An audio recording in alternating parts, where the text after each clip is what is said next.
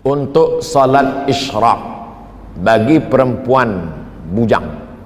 Tidak mengapakah salat di rumah sahaja? Ini bertanya apa menawar? Hadisnya hasan, paling tinggi sahih, di bawah sahih hasan, di bawah hasan dhaif, di bawah dhaif maudhu, tak laku, tak pakai. Hadis maudhu jangan riwayatkan, jangan sampaikan, haram. Contoh hadis maudhu, al-bazinjan syifaun min kulli da', terung obat segala penyakit. Siapa yang membuat? Yang menjual terung.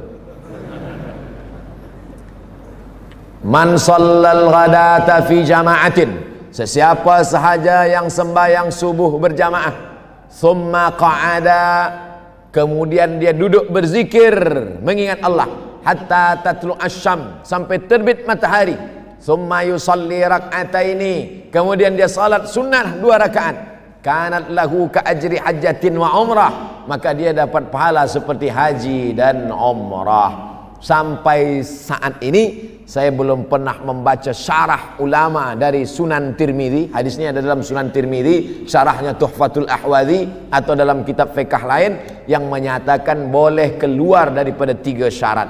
Sembahyang subuhnya mesti berjamaah, kemudian keluar masjid tidak, dia duduk berzikir dengan Allah sampai terbit matahari, barulah dia solat sunat isyraq 2 rakaat.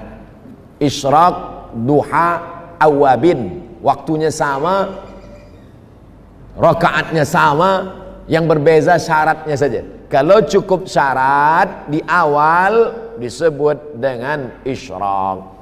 Bila dia tak cukup syarat, subuhnya tak ke masjid, atau lepas subuh ke masjid dia balik ke rumah, lepas tu dia salat, namanya duha. Bila panas terik, hina, Sahih Muslim, hina tarmidul fisal, ketika anak onta tak boleh merapatkan perutnya ke pasir sebab kulit perutnya tipis, tak dapat dia tempel ke pasir. Anak-anak onta tegak berdiri kena panas, disebut salatul awabin hina tarmidul fisal. Tapi salat awabin ada 2 riwayat. Satu salat awabin Sahih Muslim panas terik, satu lagi salat awabin dari maghrib ke isya. Bila ada yang mengatakan jangan buat salat awabin dari maghrib ke isya, hadisnya dhaif, memang betul hadisnya mursal.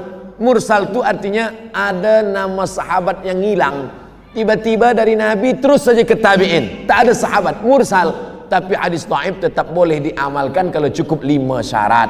Pertama, bukan masalah hukum hakam halal haram. Kedua, bukan dalam masalah akidah. Ketiga, tidak ada periwayatnya yang kadzab, pendusta. Keempat, dia masih bernaung di bawah hadis sahih. Kelima, untuk fadail amal. Selama untuk fadail amal boleh. Apa kata Imam An-Nawawi? Ajma'al ulama 'alal amal bil hadis dhaif. Ijma' ulama beramal hadis dhaif boleh. Kalau ada orang mengatakan hadis dhaif campakkan, hadis dhaif buang, maka campakkanlah Sunan Tirmidzi, karena dalam Sunan Tirmidzi ada hadis dhaif.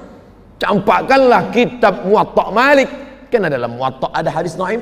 Maka buanglah kitab Musnad Ahmad bin Hanbal, isinya 40.000 hadis, karena di dalamnya ada hadis dhaif. Hadis dhaif boleh dengan 5 syarat. Begitu kata Imam Jalaluddin Abdurrahman As-Suyuti dalam kitab Tadribur Rawi Syarah Taqrib Nawawi. Wallahu a'lam bishawab.